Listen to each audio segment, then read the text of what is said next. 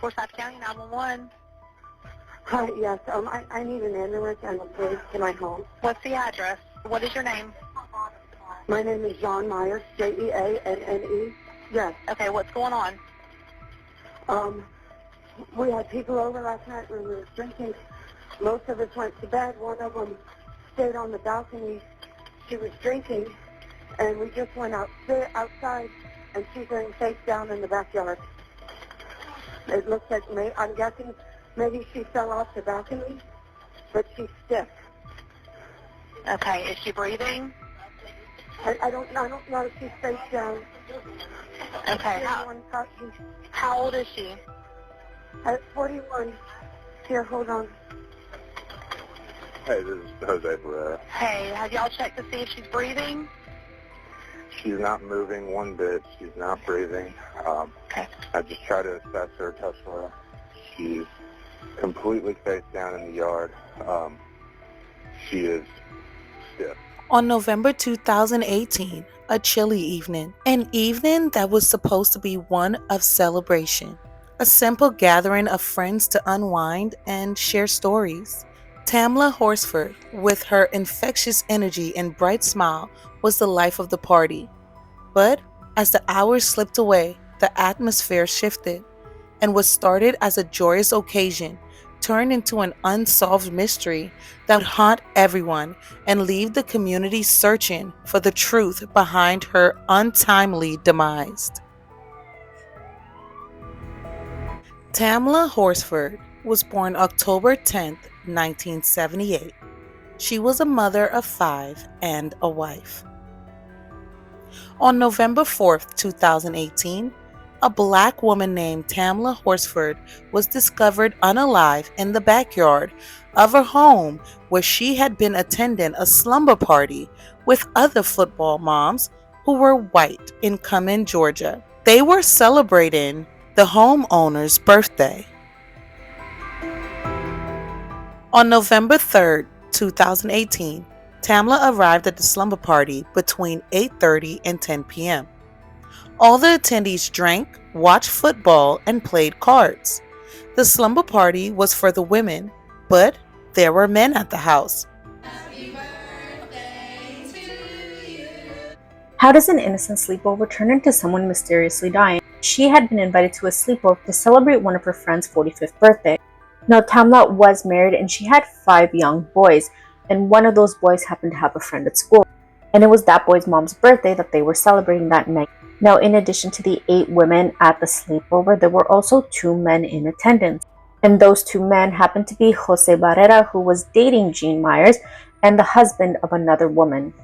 According to witnesses, TAMLA got up at 2 a.m. to smoke a cigarette on the second floor back porch. The next morning, around 7:30 a.m., the homeowner's aunt found TAMLA lying face down and motionless under the porch. At 8:59 a.m., Jose Barrera, the homeowner's boyfriend, called 911. In the 911 call, Jose described TAMLA as lying face down and not breathing. He brought attention to a small cut on her wrist, suggesting that it may be self-inflicted. A woman's voice can also be heard on the call speculating that TAMLA might have been pushed from the balcony. At 9:07, the police arrived. She brought with her stuff to stay the night and 1 bottle of tequila. At this sleepover, there were 10 women and 2 men. So one of the men was Tom Smith, and he was the husband of one of the women that was staying. And the other man was 27-year-old Jose Barrera, and he was the partner of the owner of the house, Jean. Jose Barrera was a pre-trial officer at Forsyth County Courthouse. Just remember this bit of information for later. So at this party, everybody was drinking. Some people were watching football, others were playing games like Cards Against Humanity. Now, not everybody who had come to this sleepover actually intended to stay. Some of them were just there for the party, and at about 11:30 p.m, this is when the first load of people started leaving. After the 911 call, no ambulance came. In the initial investigation, they documented that someone touched TAMLA's body, and that someone was the homeowner's boyfriend, Jose. He declared she was unalive after touching or lifting her leg, depending on which report you read. Investigators said she was unalive around 1:57 a.m. That's when, according to the security door alerts, the back door to the upstairs porch opened and never closed until her body was found. Witness said, shortly after everyone went to bed, Tamla wanted one last cigarette. Her family has raised questions about several door alerts. According to the alerts, the garage door opened 17 minutes earlier at 1:40 a.m. and was also never closed. The last person to see Tamla walked together with her to the front door. The front door chimed at 1:47 a.m. She told the police that she gave her a hug and shut the door. But that person's husband said that when he came to pick her up, she was at the door alone. In crime scene photos, a bone was sticking out near her right wrist. There was very little blood at the crime scene, raising questions about where the injury occurred and whether it happened before or after her unalive. The blood that was found on her sleeve was on the opposite side of her injury. Tamla's dad said, "I think the cut in the wrist was postmortem. I don't think she died with the cut. I think it was put there after the fact." The homeowner said, "It's the weirdest thing. She was found face down, but her arms were down, like she just face planted. It's the best way I can describe it. But crime scene photos showed her left arm is actually off to the side. It is bent and her palm is face down with fingers curled up." The officers who responded had connections to multiple people in the house that night. The man that called the police, Jose, the homeowner's boyfriend, was a former probation officer. On the body cam, you can hear one of the deputies say, "We've got some mutual friends together. I've known Jose for a while. We're friends." County 911. Hi, yes, I need an ambulance and a police to my home. What's the address? What is your name? My name is John Myers, Jeanne. Yes. Okay, what's going on? We had people over last night when we were drinking. Most of us went to bed. One of them stayed on the balcony. She was drinking, and we just went outside, and she's laying face down in the backyard. It looks like, I'm guessing maybe she fell off the balcony, but she's stiff. Okay, is she breathing? I don't know if she's face down. Okay, how old is she? At 41. Here, hold on. Hey, this is Jose Ferreira. Hey, have y'all checked to see if she's breathing? She's not moving one bit. She's not breathing. Okay. I just tried to assess her, touch her. She's completely face down in the yard. She is stiff. Okay. Do you know if she, do you see any blood or anything where she... Are you there? I am. Okay. I was outside. It's okay. I'm not sure what happened to line there for a second. Do you see any blood or anything to where, from where she fell? I don't know if I should move her over. I mean, she's completely face down. Okay. I mean, can you just check and see if she's breathing? If she's not breathing and you know she's gone, then just leave her where she's at. If she... Okay. I'm completely not sure. Okay. And that's the only blood that you would see? That's what I can see without moving her over. I haven't seen her face. Do you know if she, do you know if she was suicidal at all? I have no clue. I've met her one other time. You know, like my girlfriend said, people were over last night. She was her birthday party. We're not the woman that we believe to be deceased, but it's my girlfriend's birthday party. Instead of having everybody go out, she had everyone stay in. And she was the last one I saw before everybody was typically put off to bed. She was the last one in the kitchen. She was just either waiting around for a ride or waiting until the morning. Okay. How far is the, where she would have fell from, how far is the deck from the ground? I would probably say 20 feet. Okay. You know, 20 feet from where your feet would be on the railing. The railing itself is maybe 3.5, 4 feet. Okay. And what is her name? I know her name, we call her Tam. I'm assuming that's short for Tammy or Tamra. Her name is Tam Horsford, Horsford, so black female. I don't believe anybody was.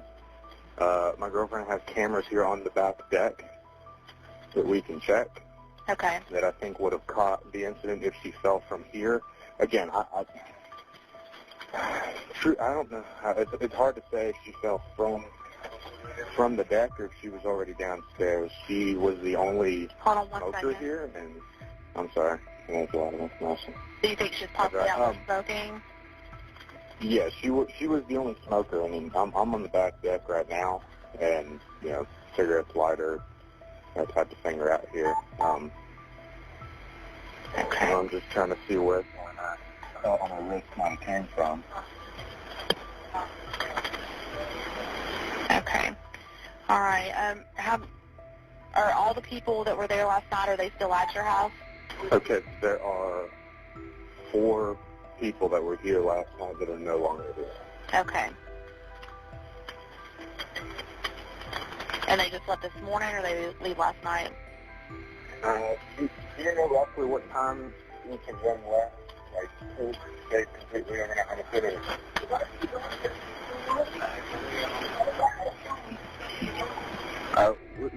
We can check. She's got an alarm system that gives alerts when the doors are open on her phone. Okay. But I think the last time that I personally saw Tam was probably about 1 in the morning before I'd gone upstairs to bed. Okay. And at that point, she was the only one in the kitchen. I know. The initial autopsy discovered multiple blunt force injuries and a high blood alcohol level. Officials speculate the cause of the fall from the porch and the injuries were just a result from the 14-foot fall. Major Joe Perkins of the Forsyth County Sheriff's Office stated that none of Tamla's injuries aligned with foul play, saying, "It was a party. They were drinking, she was drinking. Most of the partygoers had gone to bed at the time, and she was on the deck alone." He had interviewed 30 people, including family, friends, and other partygoers. It's been very difficult. Investigators say she died after accidentally falling off a deck. Even before the autopsy results, people online started spreading they speculated foul play. Tamla's husband received a letter from their attorney that claims his team investigation into the details of the case strongly suggested homicide. The letter said, "Witness statements are in conflict. A potential subject handled the body as well as the evidence prior to law enforcement arriving. Evidence was disposed of and no inquiry followed. The scene was not preserved." He also wrote that Tamla's injuries were consistent with those of a physical struggle, but the absence of photos from the first autopsy prevented a definite answer. Tamla's case was officially closed February 20, 2019, and ruled as an accidental unalive. Tamla's case started to spread all over the internet, starting with protesters in Cumming, Georgia. They included her name on their signs along with names of other Black Americans unalived by the police in the recent years. A petition calling for her case to be reopened got over 709,000 plus signatures. Even celebrities were sharing about her case and asking for justice. On June 18, 2020, the GBI agreed to reopen the case. Maintain your friend did not accidentally fall off the balcony. Absolutely not. The balcony had nothing to do with her death. Joe Graves says she's carried grief and a thirst for justice with her for 6 years, while speaking out about what happened to her friend TAMLA HORSFORD in November 2018 at a birthday party. One woman diagnosed with severe anxiety told police that her medication made it possible for her to lie and that she is so dependent on her anxiety meds. That same woman said she wore a necklace with Xanax in it and she would never share it with anyone. But GBI obtained text messages of evidence that she indeed did share the meds at least twice prior to the party, and with one friend on the day that Tamla was unalive. She said she only shared it because she knew the woman well, but she did not know Tamla. Tamla had Xanax in her system the night she was unalive. No one knows why. By July 28, 2021, the GBI concluded their reinvestigation. They decided not to pursue any criminal charges. Tamla's family believes there is more to the story. They pray those who know have the courage to speak and finally give their families some peace. The lead investigator, Michael Christian, lost his certificate to work as a police officer. Several women came forward accusing him of sharing scene photos and confidential information about Tamla's case and others. The homeowner's boyfriend, Jose, also lost his job at the courthouse after he was accused of inappropriately accessing the case files relating to Tamla's unalive. As for Tamla's case, it has been closed for 3 years now. There's no plans to charge anyone of her unalive. Let's take a look at what some people are saying on Reddit. This person gave a short summary. On November 4th, 2018, Tamla HORSFORD was found unalive in a backyard after an adult sleepover. Other football moms, but 3 of the husbands/boyfriends ended up staying as well. Tamla bought the host a bottle of tequila and they were passing it around and saying how gross it smelled and refusing to drink it. Xanax, THC, and alcohol in her system, but was not known to take Xanax, nor did anyone in her family. The Xanax was completely metabolized by the time the body was found, around 8 a.m. She had to have taken it moments before whatever happened. This happened in Forsyth County, Georgia, which was deemed the most successful case of racial cleansing when the population went from about 1,000 black citizens in the county to 5 in less than 3 years after lynching a black man who was accused of RAing a white woman with zero evidence. 3 years ago, another user said, "I think calling them friends isn't fitting. Everything with the interviews and their reactions seemed very suspicious. Also, the fact that they were bribing the police with Dunkin' Donuts, someone or all of them know what happened. It's tragic with all the corruption." Then someone replied and said, "Can somebody who believed this was a murder explain why this couldn't just be a case of somebody getting drunk and accidentally falling off the balcony? What information do we have which eliminates an accident as a possibility? Because unless there is some information that you can point to which actually eliminates accident as a possibility, this is overwhelmingly the most statistically probable answer for the cause of why a woman with a BAC of 0.238 would have fallen off a balcony." Another user said, "Hearing those women talk about her in this case sounded like they never wanted her there. I don't see why they would invite her if they cannot stand her, especially the lady who didn't care enough to learn and know Tamla's name.